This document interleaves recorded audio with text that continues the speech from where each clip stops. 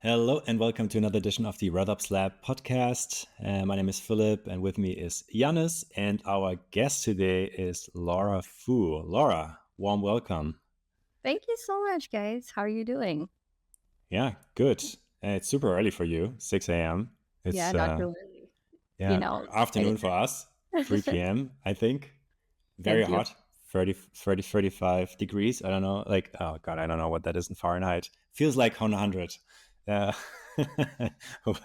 Probably like but 90s. Yeah. yeah.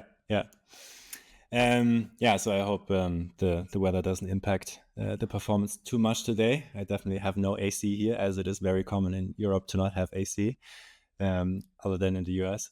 Yeah, maybe let's just dive right into it. Laura, who are you? What do you do? Thank you.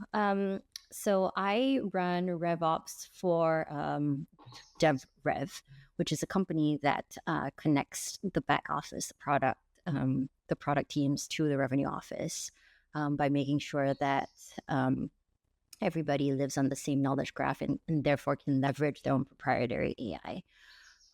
So I've been only at this role for, 1 month now. But prior to that, I was running revenue ops functions for a variety of different SaaS companies. And I live in Palo Alto. And it is pretty cool right now. I'm going to guess it's around 60s, which is probably like, I don't know, 17 degrees maybe for you. Yeah, it sounds like a dream. Sounds like a Yeah. dream. And well, the grass is always greener, right? So how did you end up in revenue operations? Like, was that your dream when you finished school, or yeah, Yeah, what was I the love path that. that led you there? I love that question.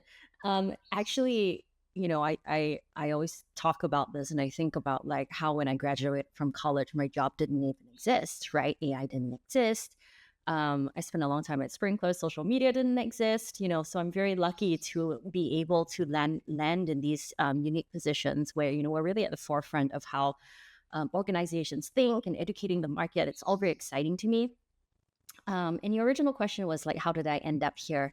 In fact, most of my career, actually, the front half of my career, actually, by now I shouldn't say most, but like the front half of my career was really actually in the field. I was in the field talking to customers, selling stuff, selling services, selling software, being, first person on the ground to convince customers to like buy something that they didn't even know they had a problem for. And in that in that journey, I came to realize how important a back office function was. And a lot of my work actually started when I was running international expansion for Sprinkler and helping them land in emerging markets for us. So markets like Japan and Brazil.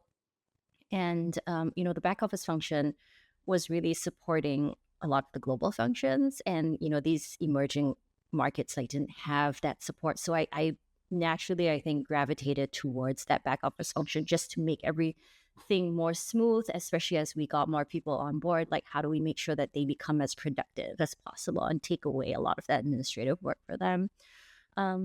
So that's how I landed there. And then a big part of my role, one of my first, back office roles was to actually enable and help the sales productivity for Sprinkler, where I ran their sales effectiveness program for about 3 years, right before I left. And that was like, very interesting. It was a very interesting for me too, because I'd never, been involved in sales efficiency in that way. So trying to figure out how to motivate sales teams and also give them just the right amount of information to get started was a really fun learning experience for me.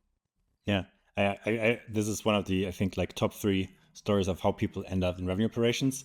One of them is like basically your scenario, right? Like where you start in sales, but you're super curious about like, hey, how can I improve this? How can I make this more efficient? How can I help my peers? And then just naturally somehow end up in sales operations like a couple of years ago, or now revenue operations. Yeah, I love this every time I hear this. And you already made a great segue, right? Because I think the topic we want to talk about today is sales productivity, of which sales efficiency definitely is a big part of. Maybe just to kick things off, how would you yourself define sales productivity? Would you even call it that, or would you give it a different naming? Yeah. Yeah. Well, big question. So I guess sales productivity, yes, we should use that term because that is what people talk about. That's what members, think about when, we talk about sales productivity. I define it as the um, the overall efficiency of the sales organization according to the capacity that we have set for them. Okay. So that means if the capacity that we've set is extra high, right, and unachievable, then sales productivity by default is going to be low. And you can say, yeah, well, sales productivity is low, but efficiency is high. Like CAC is low because we've set the quota so high, right? So you always have to think about sales productivity as a um as relative, I guess, to the capacity and the number that you want to hit. And you'd be surprised. Some organizations set their capacity and their targets like much lower than what's expected, and some set them really high. So it kind of just depends on where you go with them. So sales productivity, I think, is relative to capacity and it's relative to the number that you want to hit. But when I specifically think about sales productivity, I don't think about it as an overall number, like on average, how many reps do how much percent of the number. I don't really think about it that way. I kind of think about it more as how many reps are hitting how much of their number.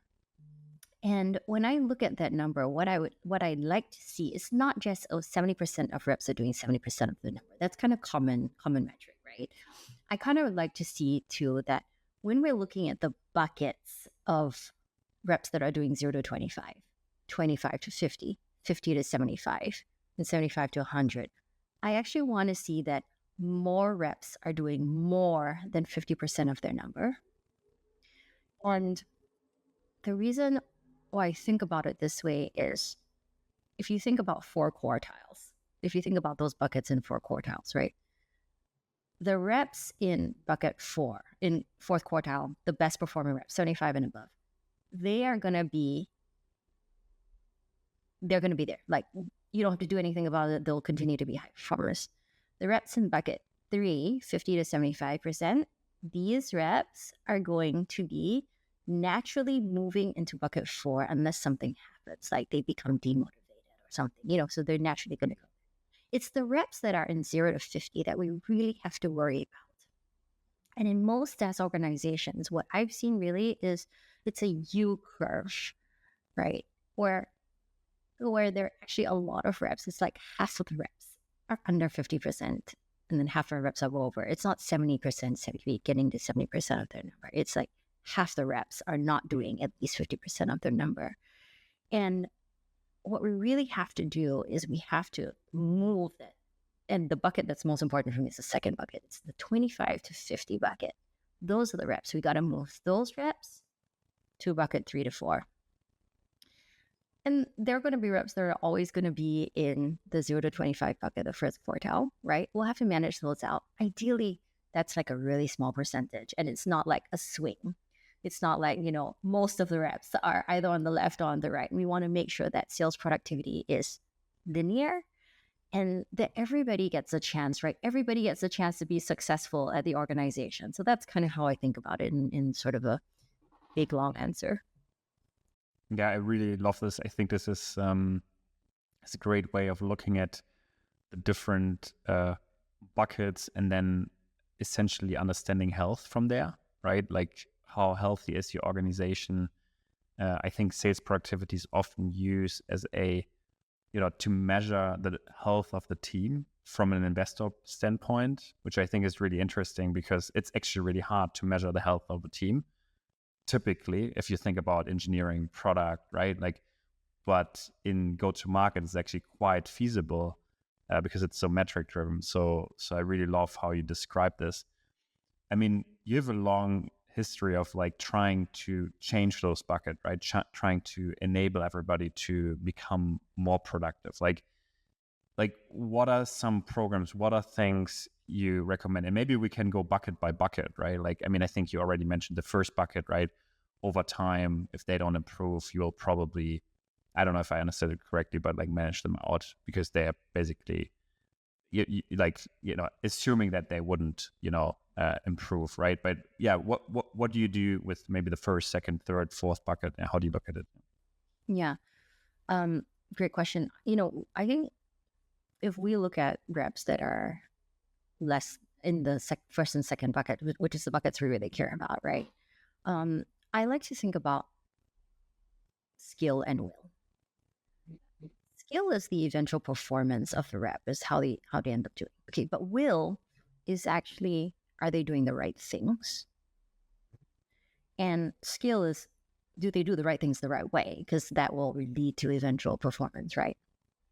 But let's talk about the right things first. Like, what are the right things that we want them to do?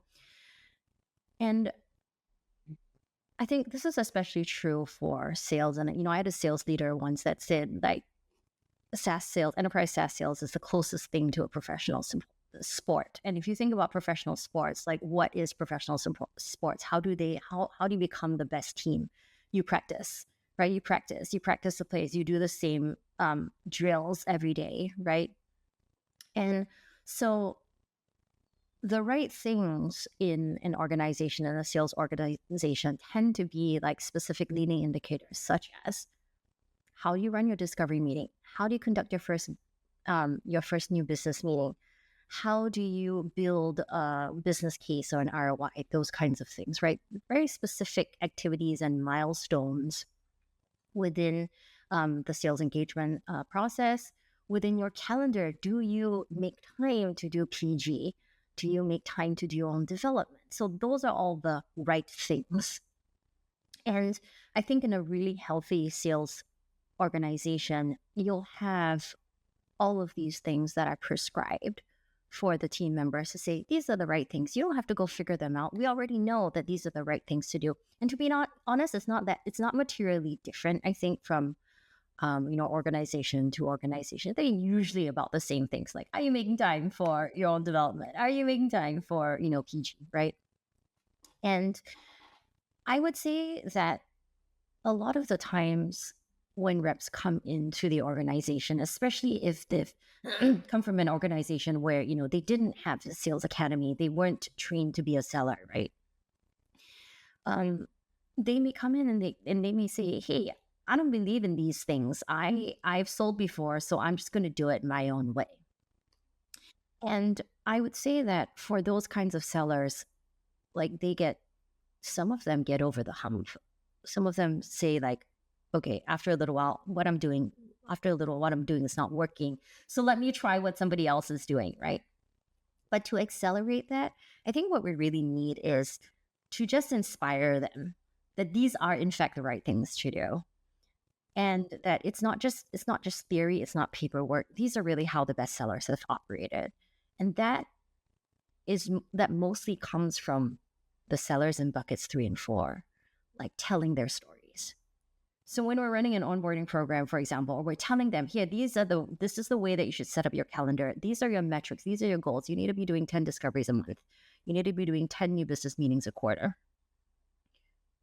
We try to bring in the reps that are doing it really well and bringing them in and showing them how to do it so that they can feel like they are able to get to those goals and they can feel like this is the right thing because somebody else that's successful is also doing it. So I think it really comes down to first that inspiration. Like, do they feel motivated to do those things because they know that it's the right things to do? Or do they feel like, well, it's a checklist. I got to go through these. I got to record my numbers, right? And then, I think so that's that big difference. And I think this is a good time actually to talk about Peter's quote. So Peter Gazzini, I hope I'm saying his name right, had a post on LinkedIn a couple of days ago about, and it was a picture of the TV show The Bear from Hulu. And basically his post was saying that sales professionals, we just like are so inspired and we hold in such high regard the rigor of television shows like The Bear, where it shows like the big hustle.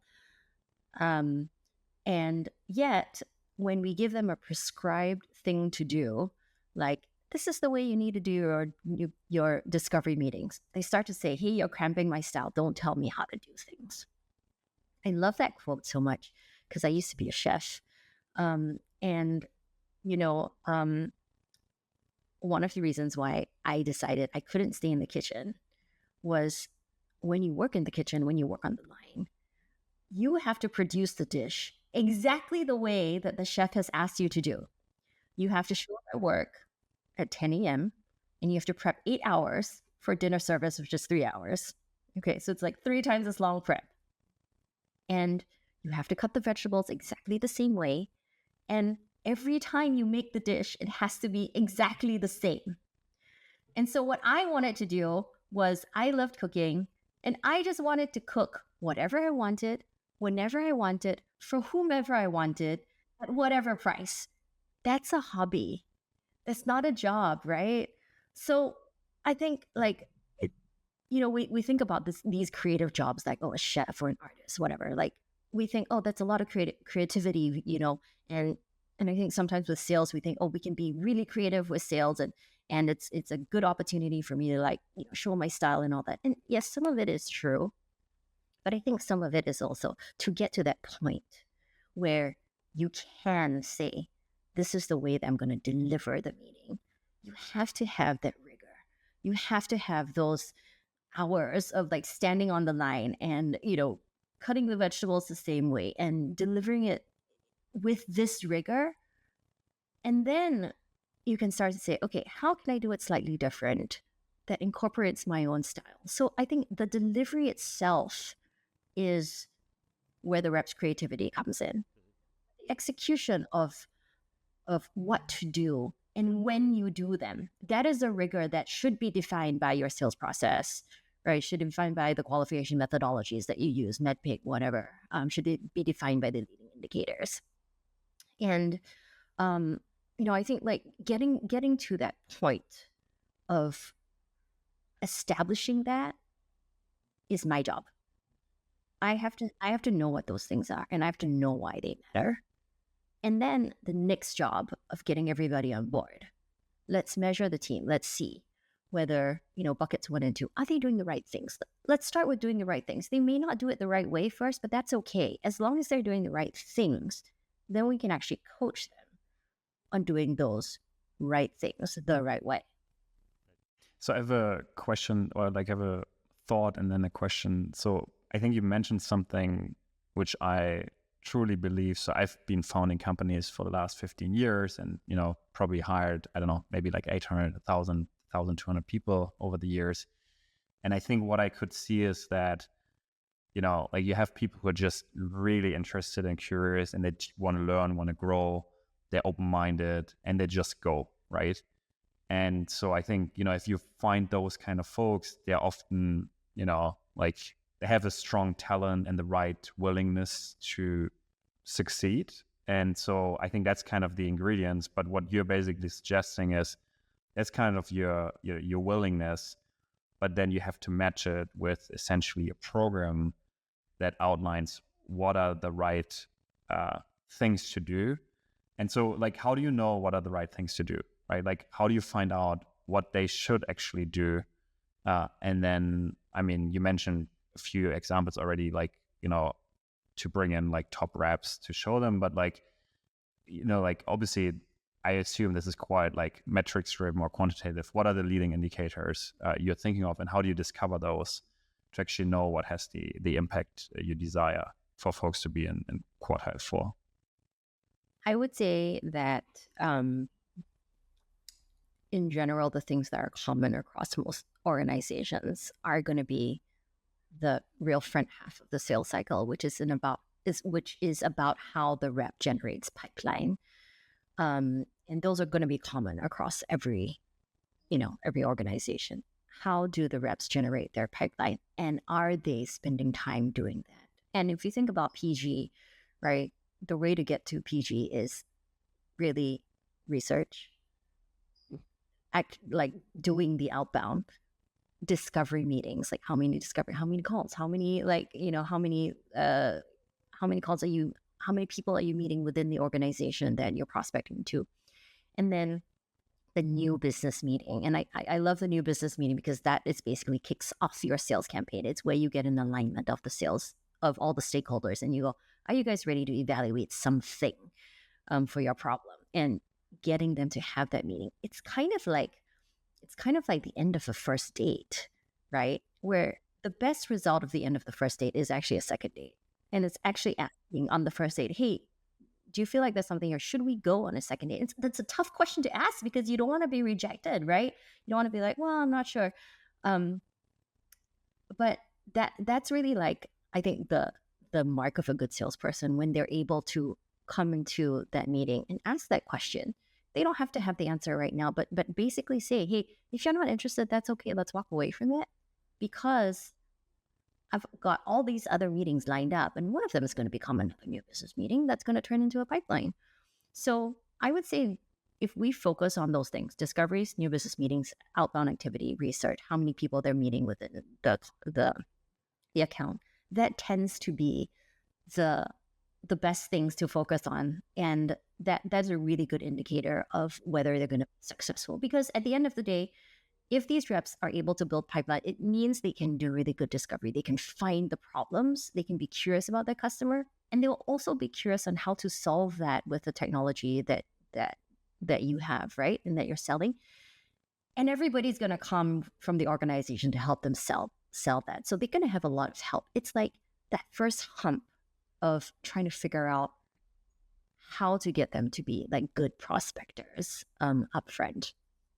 And one other thing that I just add to that is that's true also for the new reps that come in, right? And specifically for sales productivity for new reps to the business, I always like to say, hey, let's focus them on, are they able to build that pipeline versus when's their first deal coming? If they build the pipeline, that first deal is going to come. One thing I'm curious about here, you mentioned like how well they research the prospect, or before the meeting, and that makes total sense to me. But in contrast to like generation activities, that's of course a lot harder to measure. So what I'd be curious in is like, how do you look at that? Like, how do you vet reps whether they actually do good research? Because at this moment, like I wouldn't have like a good idea of how to do it. Yeah, I think it's a lot of it is qualitative, but I would also say that if they're getting good conversions from their discovery meetings and from their new business meetings, it's because they did good research on the prospect. Prospects like to engage. Like as a buyer, I like to engage when you know about me, and that's part of doing the right things the right way. That inspection, that coaching on like doing things the right way, that has to come from the frontline leader. That has to come from listening to the gong calls, right? To the call recordings, watching the transcripts, like getting the snippets. Like that has to come from that. It has to be an effort from the hiring manager and from the leader. That's when they're doing it the right way. But the other thing that I'd say too is, are we spending time prepping with our reps before the actual meeting? And sometimes, it's the last thing on this, right? We want to be in the customer meetings, and we have so many things to do. We are like prepping with the rep and making sure that they've got everything ready is sometimes the last thing, but it's really the most important thing, because it really tells you if they went and did that effort. Like if you look and see, wow, their account plan is so built out. They've got a pre-call script, right? They've given me a brief on who everybody is before I show up. Then, they're doing the right things the right way. Yeah, I think it's such an important point. I mean, I think especially in times now where you can find so much information on the internet, right? Like you come into a call and you do a discovery call. You don't know what the company does. You don't know whether it's sales-led or product-led. You don't know whether, who are the right stakeholders in the buying committee. That's all there, right? It's all a question of, did you put in these like 10, 15 minutes? It's not even like if you're, used to it, right? Like you can do it quickly. If it's a big account, you might want to spend a bit more time, obviously. And there's even tools helping you to do that. So there's really no, like, I think, justification of showing up unprepared, especially in times like this, right? Where like pipeline generation has dried up. It's really hard to get meetings. A lot of the buying journey is actually outside of your control, right? Like actually most buyers don't want to talk to sales, spend a lot of time researching, finding information outside of the process. So I think it's such an important point, and the point of like discovery to kind of the next meeting, whatever that looks like, right? I think is a great way to actually quantify it in that sense. Yanis, you made an interesting comment about like how all the information is available, like in Google, online, etc. And now there are tools that help you do that. They give you all the information that all packaged in one thing. And I also read, another post recently about like how sales engagement tools have made sellers a little bit lazy, right? Because it's like given them everything in one packet. So I think it's also a balance. Like, okay, you've got all these tools. Are you using them? But are you really understanding what these things mean? Because like pulling all that information, and even if you have it delivered on a plate, like you still have to figure out like, how do you connect those dots between the customer's problems and what you might potentially do for them? And a good seller is going to be able to articulate that and connect that dots for their customer and for themselves too.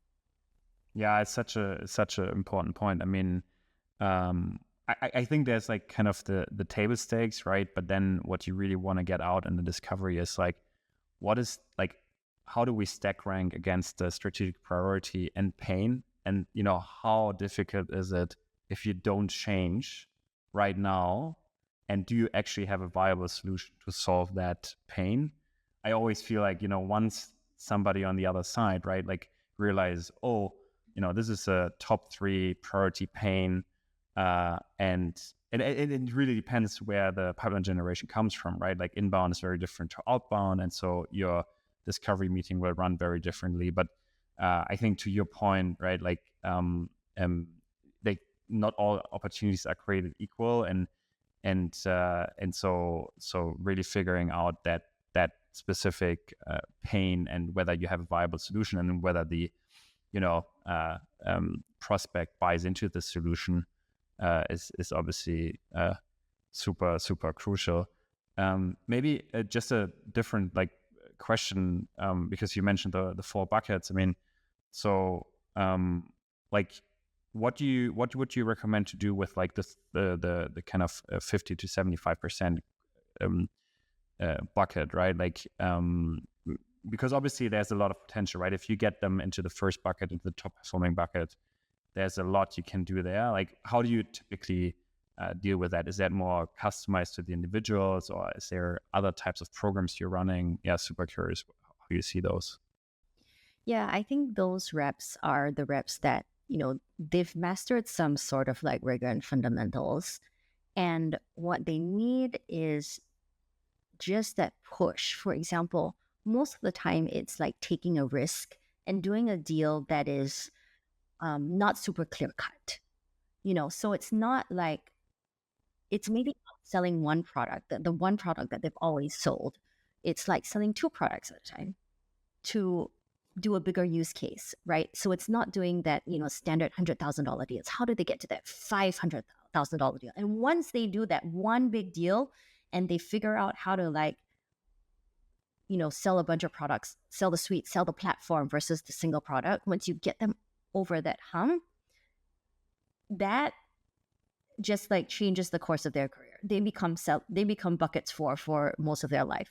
The big thing that we did find to help sellers, like these were already kind of the good ones, just like making them great, was really teaching them how to run a business case and creating that business case for their customers. And it wasn't just like a one-sheeter. It was like really getting them to think about the math behind, was it increasing customer revenue? Was it decreasing their cost? Was it decreasing their risk? And like teaching them like how to put together a real nice document of their point of view and how all these things came down to it. And typically at Sprinklr, for example, we ran this program, I want to say like maybe 5 or 6 months after they initially started. So this was like, you had to qualify into that boot camp, you had to do all these things and get to some milestones like closing a couple of deals or whatever, and then you could do, and then it made sense for you, basically. One thing I'd also be curious about is like, so sales productivity, of course, also has a lot of impact. I mean, the higher the sales productivity, right? Like the more like is the revenue potential of the organization has an impact on hiring and many other aspects. Like, how do you make that like how do you loop in leadership? How do you really make it like an ongoing effort that is like well understood at the organization? Like, is it like just creating a culture, or do you also utilize tools to help with this? Is it like about building dashboards? How do you make it like a thing that really sticks at an organization? Great question. So we actually had a rubric around, we have one today too, around what we're looking for in new reps and the experience competencies that we're looking for when we were hiring reps. Okay.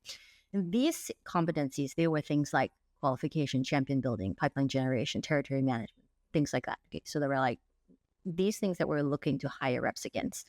And we would use those same pillars to develop our reps.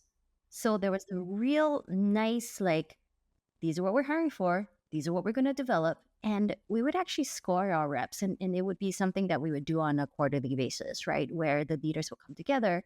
They would say, this is where my reps are. This is a table of my team, and I'm going to score them. Let's say my average score across all of my sellers is a 4.5 for PG out of 5. Great.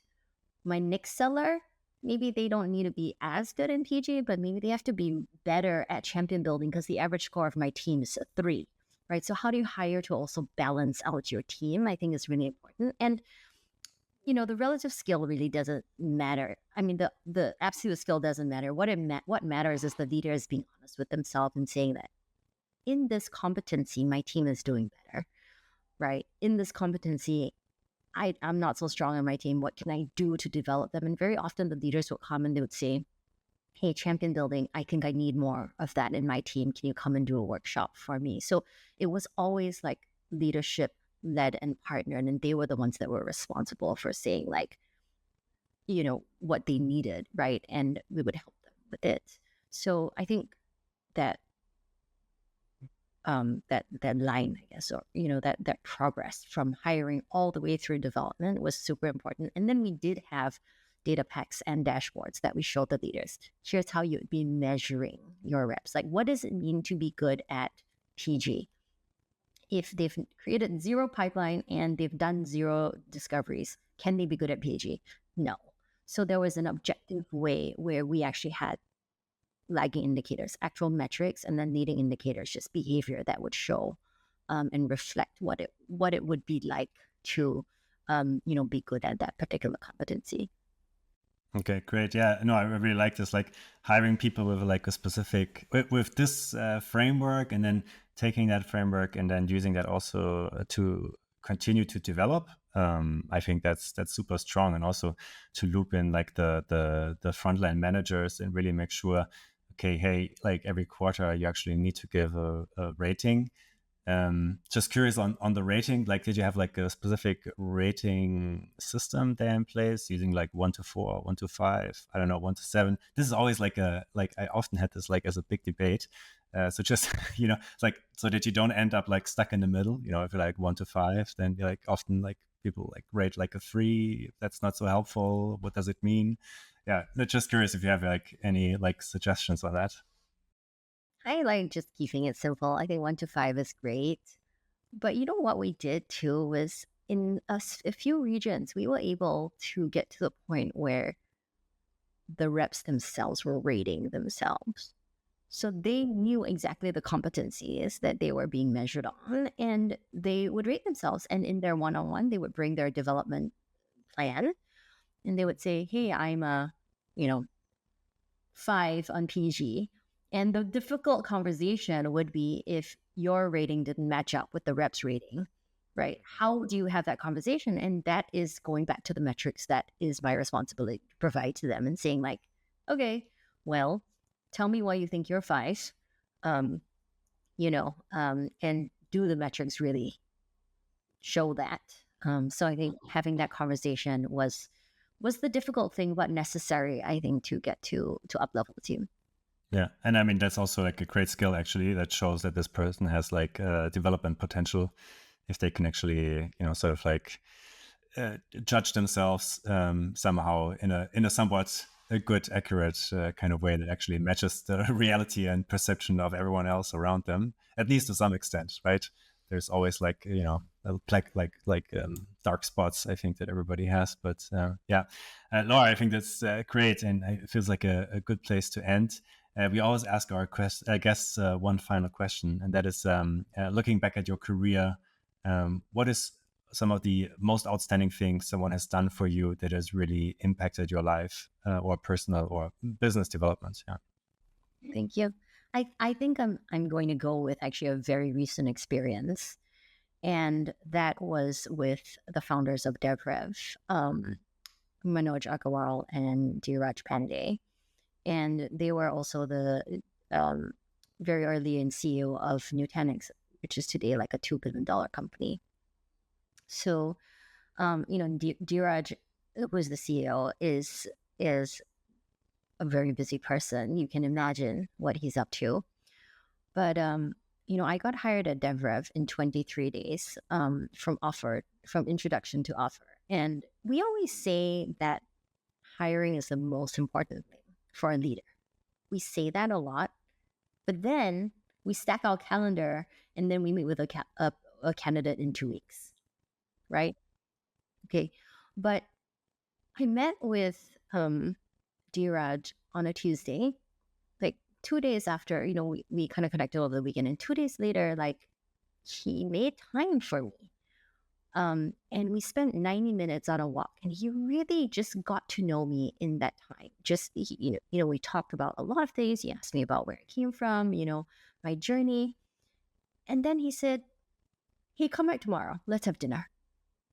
Right. And so for Dheeraj, I think to do that, it really showed me that he was demonstrating hiring is the most important thing to him. It's the most important thing to me. He's making time for it. And just, his ability to want to understand me as a person and think about whether, I was going to be the right fit for his leadership team, going into that level of depth and understanding before I even joined, made a big impact on me. And it reminded me that, hey, if I'm doing my own hiring, if I say that hiring is the most important thing to do, I have to clear up my calendar and I have to make myself available. And so this is what I did yesterday. The recruiter said, hey, how long do you need on an interview? And I was like, she asked me, do you want a 30-minute because your calendar is kind of full? I was like, no, make it an hour. If you can't find time, just slack me. I will move everything to make sure that, I clear out that time for the interviews, because that's the most important thing. So I would say, that most recent experience really did have a, significant and huge impact on me. And it really made me want to join this company in 23 days. Yeah, I love that. And it reminds me a lot of Yannis, I think, who's actually really good at this as well. I can speak from personal experience. I always put hiring front and center. Does it similarly to how you experience it? So I don't know. I just have to smile. I you can't see it, but I'm just smiling because I love this so much. I think it's so important. Yeah. It is. Great. It is. And not only for founders, I think, also for everyone, right? Like you said, Laura, I think even if you have an HR department and they do talent acquisition, just, wedge yourself in there and find the right people. Perfect. Thank you so much, Laura. This was a great episode. Thank you so much, guys. Really appreciate it. Awesome. Thank you.